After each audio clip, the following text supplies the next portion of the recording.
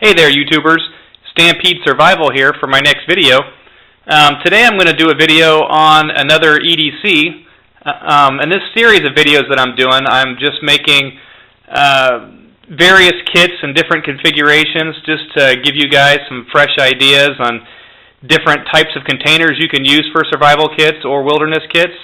This is not a kit that I've personally carried, but just an example of some items in a type of a container that you can use. This is actually an old peanut butter jar, and instead of throwing it away, I just washed it out and put together a small EDC, and just to give you guys an example of a new idea. You don't have to use the expensive pouches and packs, to make an EDC or a wilderness kit. You can use whatever you have around the house. If you can afford the nicer stuff, great. But like I said, if you're low on funds, which a lot of us are, you can use everyday items just to get your kit together, just to make sure you're prepared for an emergency situation. So I'm going to go ahead and take the contents out of here, and then I'll start the video back up, and I'll show you what's inside. Alright, so see you back in a sec. Okay, YouTubers, I'm back. Here are the contents of my peanut butter jar EDC. I've got quite a few items in here for everyday situations, and also for if you're out in your car breaks down and you're in a survival type situation. This isn't something I would carry out in the wilderness as a survival kit per se, but just for everyday situations and sudden emergencies, this kit would probably do pretty well for you. And I'm just going to run through a lot of these items because you've seen several of these in my past videos, so I don't want to repeat myself and have you guys get bored and not watch my videos anymore. So I'm going to start off with some zip ties. Lots of uses for these for everyday situations. In a survival situation, you can use it for shelter building or repairing your gear, whatever. These things are great. Also, I have a small jigsaw saw blade, and these things are great for shelter building, just cutting various items. And I wrapped some duct tape around to make a makeshift handle, so you can use that for cutting, or you can use the duct tape for repair work for your gear. And also I have a small pencil with some electrical tape wrapped around it, and this is great for writing notes or whatever. And you can use the electrical tape for insulating wires or repairing gear, waterproofing a container, whatever. Very handy to have. Also, I have a small sheet of aluminum foil. This is about 2.5 feet folded down. This stuff is great. You can use it for reflecting the heat from a fire back at you. You can make a pot to boil water, which is difficult. I suggest practicing that before you plan on doing that in the field, because it's a little harder than it sounds. But you can make a cup to boil water. Like I said, it reflects heat back at you. You can use it as a signal. It's very reflective. Hit it with the sun and attract attention to your way. So lots of uses for aluminum foil. Very good multi-purpose item to have in a kit. I also have a small roll of duct tape. This is just an old business card with duct tape wrapped around it. 101 uses for this.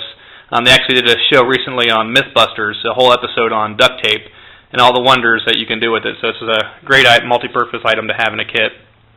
And for fire, I'm going to start off with I've got a magnesium flint stick here.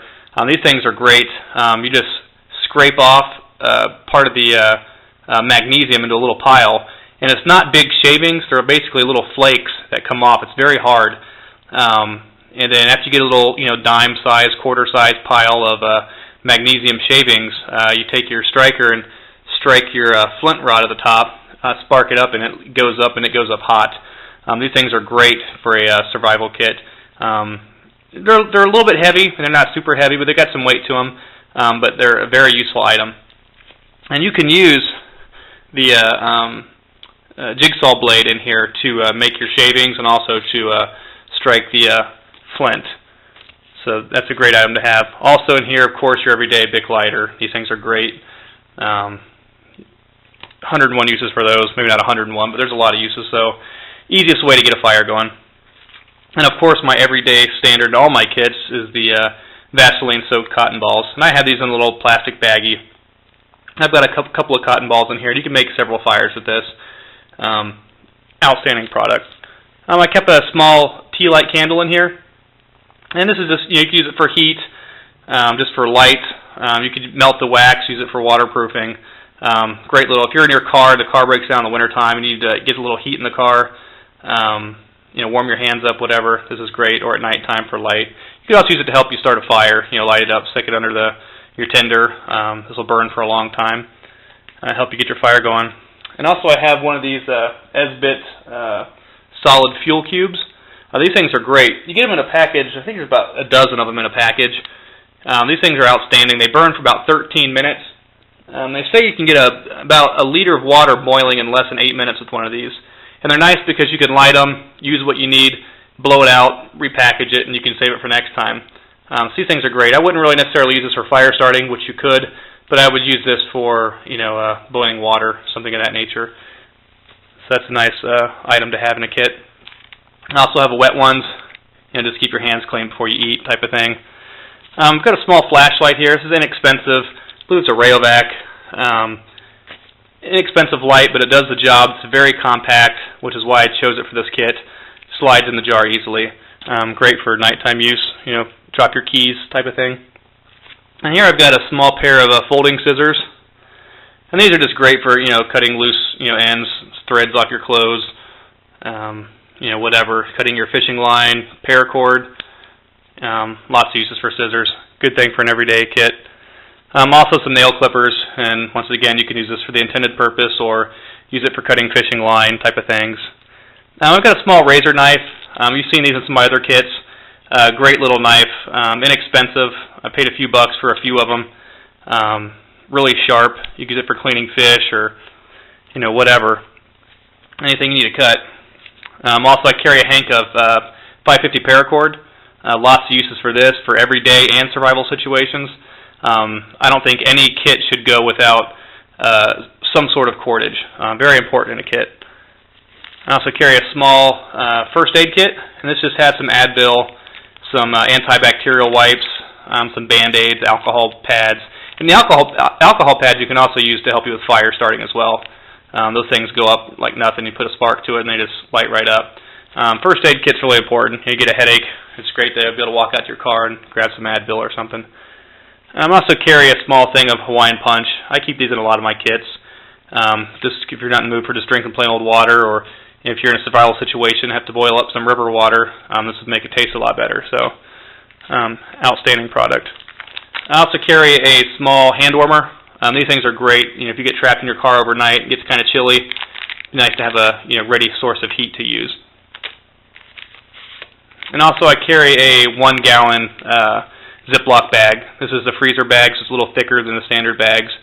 These things are great. Lots of uses for these. You could actually put all your stuff into this bag to make it a waterproof, more waterproof than it is type of kit. Or you can use it for collecting water, berries, whatever. Lots of uses for a bag. And then also, last in here, I have a small Altoids tin held together with rubber band. It's a piece of paper for writing notes, directions, phone numbers, whatever. And then on the inside of here, it's a small fishing kit. And I've got some various sinkers and hooks, fishing line, a bobber.